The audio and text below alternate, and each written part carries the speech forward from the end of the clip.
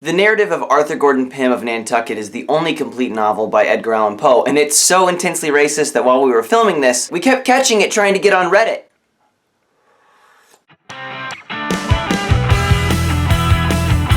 When I first started writing this video 3 weeks ago, I had intended to make fun of this ridiculous book. I had intended to do a full summary of this novel's ridiculous plot, and it is ridiculous. At one point, in the middle of the ocean, the main character's dog just shows up. And it's not a small dog, mind you, it's a Newfoundland.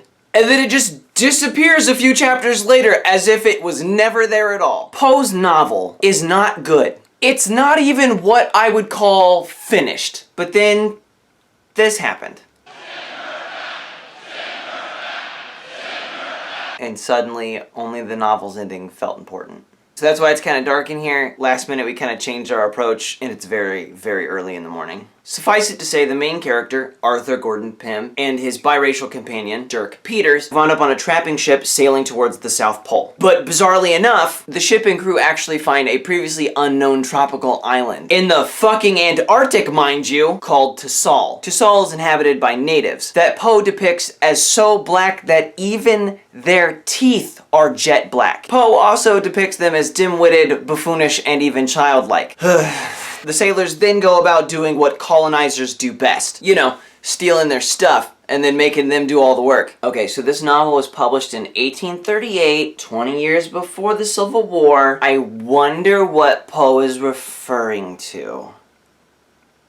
On top of all of this, the Tisalians have never before seen the color white. Nothing on their island is white. Even the water is said to be some sort of darkish purple color. So as you can guess, a bunch of white colonizers showing up and stealing all their stuff does not bode well. And so the Tisalians kill them all. Good for them. But they missed too. Who would have guessed it? Edgar Allan Poe's literary doppelganger, Arthur Gordon Pym, and Dirk Peters, who are now, as Poe writes, the only living white men upon the island. So really at this point, Poe's adventure novel becomes what it always was. American racist horror story, where the terror is the destruction of whiteness.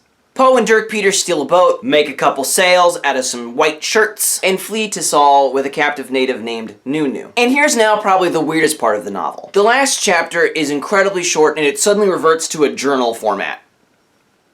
Over the course of 3 days, the water progressively gets whiter, and white ash begins to fall from the sky. I think maybe I'll just read the last paragraph of the book for you. Hereupon Nunu stirred in the bottom of the boat, but upon touching him we found his spirit departed. And now we rushed into the embraces of the cataract, where a chasm threw itself open to receive us. But there arose in our pathway a shrouded human figure, very far larger in its proportions than any dweller among men. And the hue of the skin of the figure was of the perfect whiteness of the snow.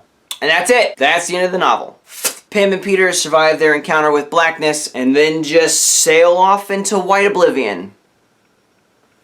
Look, I guess my point is, right now, as a country, we're pulling a Poe. All this fear-mongering about immigration and all these chants to send Representative Omar home are the same kind of white nationalist fears that Poe was writing about in his stupid book. By 2040, America will be a majority-minority country. And just like Poe fearing the abolition of slavery, Trump and his supporters fear this fact. A few days ago, a staff writer for The Atlantic named Peter Nichols interviewed Trump supporters at that rally that became infamous in North Carolina. And they all kind of said the same thing about Trump's tweets telling 4 congresswomen of color to go back to where they came from. Everything he says is how I feel.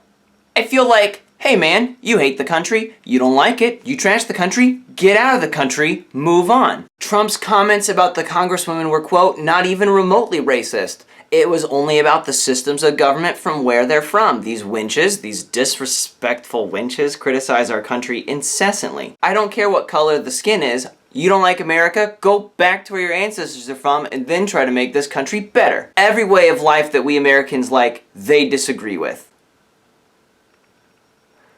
We Americans, huh? Oh boy.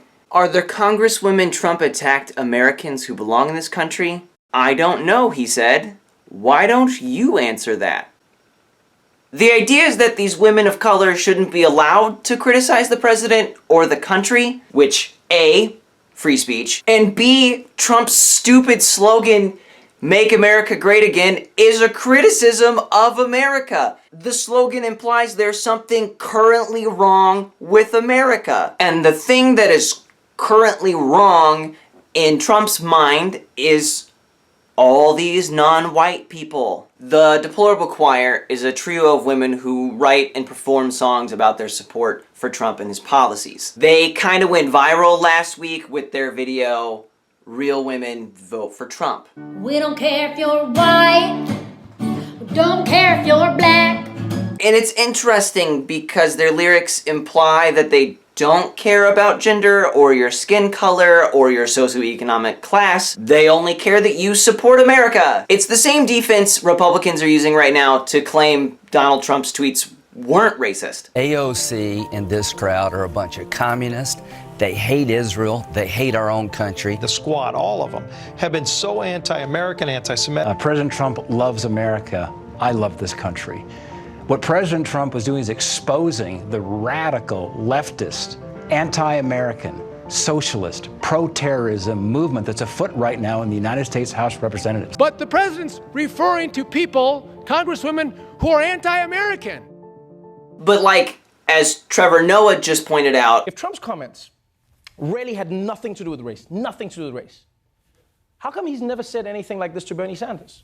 look, last week Nancy Pelosi defied those ridiculous House rules that members of Congress can't call the president racist or his actions racist while on the House floor. And no one demanded that she go back to where she came from. What things like that terrible, terrible song are actually saying when they claim colorblindness is that we white Americans tolerate your non-white presence and that you shouldn't criticize this country because you're lucky to be where she is. Trump began his political career by questioning our first black president's citizenship. And then he kicked off his presidential bid by claiming all Mexican immigrants were violent criminals. Clearly, for his supporters, Trump was and is that shrouded human figure with the perfect whiteness of the snow. I mean, his administration doggedly pursued adding a citizenship question to our census so that they could undercount the amount of non-white people in this country. So I want you all to consider something. Think about Hollywood's current hard-on for the civil rights era. Movies like 42, Hidden Figures, or Green Book. You know how there's always one character played by a really well-known white actor, Alan Tudyk in 42, or Jim Parsons in Hidden Figures, who says all the really repulsive racist stuff? Well, in 2060, when future Hollywood has a hard-on for the 2010s, the people those really well-known white actors are going to be playing is you. The person saying stuff like, we're losing our country, all lives matter, or go back to where you came from. Poe's dumb racist book went on to inspire a lot of future writers. Jules Verne wrote a bad, and almost as racist, sequel that tried to answer a lot of the mysteries at the end of the novel. And for some bizarre reason, in 2011, The Guardian named The Narrative of Arthur Gordon Pym the 10th best novel ever? What the fuck are you talking about? But probably most importantly, Poe's novel is explicitly criticized in what is arguably the most important novel of all time, Herman Melville's Moby Dick. Like Pym, Melville's Captain Ahab is also chasing something great in White the Whale. In chapter 42, Melville takes a moment to consider the color white. Is it that by its indefiniteness, it shadows forth the heartless voids and immensities of the universe and thus stabs us from behind with the thought of annihilation when beholding the white depths of the Milky Way? Published 15 years after Poe's novel and 10 years before the Civil War, Melville foresaw the danger of pursuing a white nationality. It can only end in annihilation. No, I'm not saying there's another Civil War coming. That's ridiculous. What I am saying is that we are tearing apart some of the foundational beliefs and values of America in this stupid quest for white identity. Thought you all didn't care if they're white? Thought you all didn't care if they were black? So why don't you all just take a fucking step back?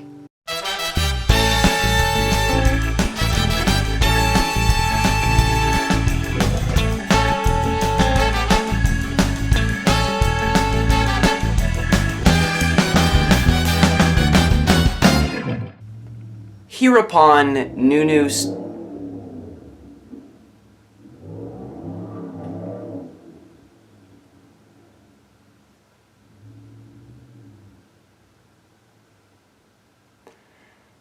Hereupon Nunu stirred in the bottom of the boat, but upon touching him we found his spirit departed.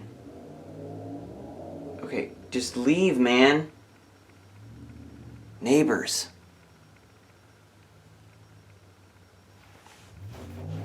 Oh my goodness. Yeah, we get it. You got a tiny dick. Get a smaller truck. Fuck.